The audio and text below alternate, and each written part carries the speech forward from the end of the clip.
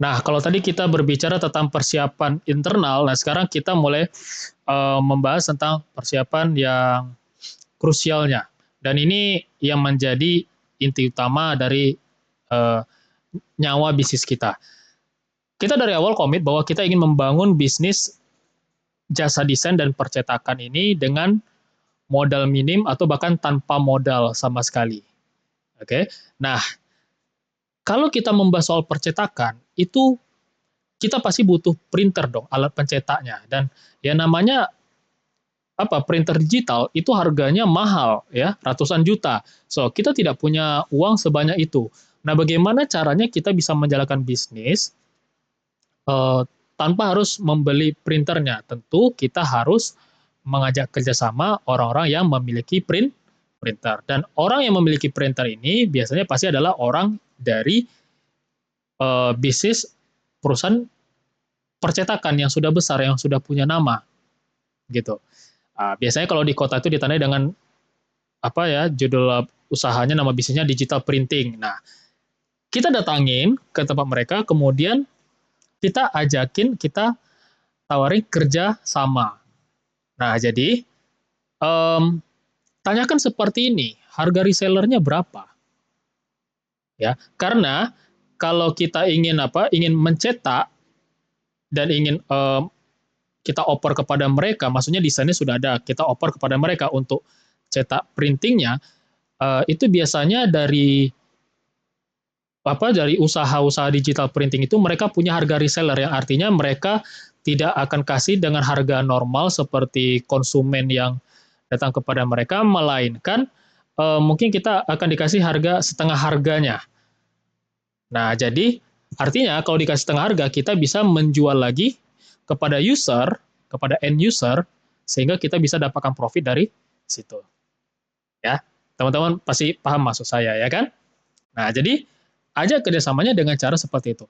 Nah, teman-teman tentu harus mulai dari perkenalan, ngobrol kepada mereka.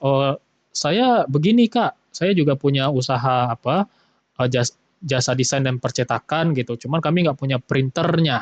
Nah, kami ingin mencetak di sini. Kalau misalnya kami langganan di sini, eh, bisa dapat harga reseller nggak? Berapa harganya gitu? Karena kami mau jual lagi gitu. Oke. Nah, biasanya mereka akan mau untuk memberikan potongan harga sehingga kita bisa menjual dengan harga yang sama dan ya kita dapatkan profit.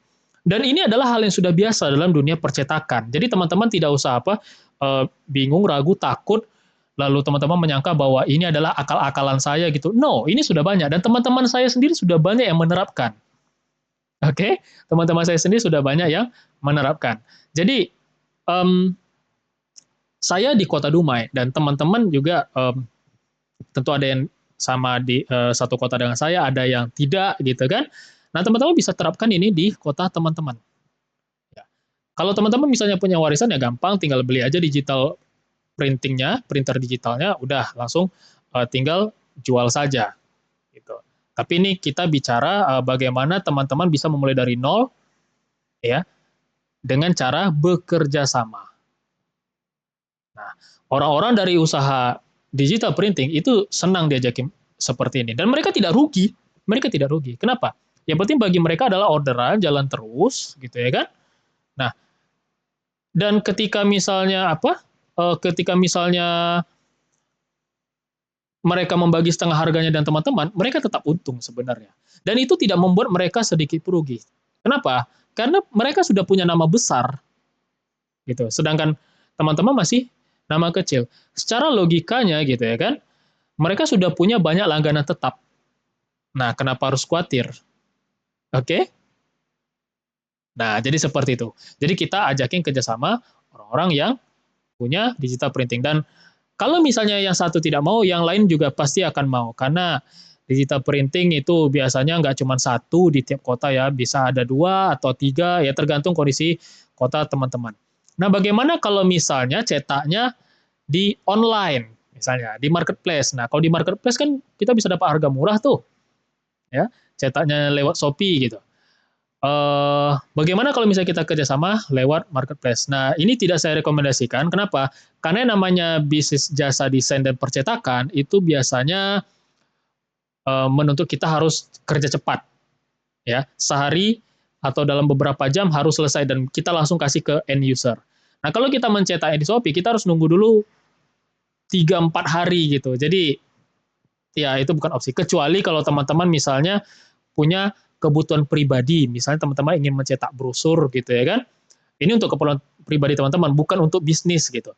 Nah, teman-teman udah mendesain brosurnya dengan cara yang sudah saya ajarkan di kelas ini, kemudian teman-teman mencetaknya keluar kota lewat marketplace. Nah, itu nggak apa-apa. Datang 4-5 hari juga nggak masalah. Saya juga pernah kok melakukan itu. Tapi kalau untuk bisnis, nah ini biasanya harus selesai kurang dari 24 jam. Jadi ajak saja teman-teman yang ada di kota teman-teman itu untuk bekerja sama dalam hal hanya mencetaknya saja. Oke, selamat mencoba.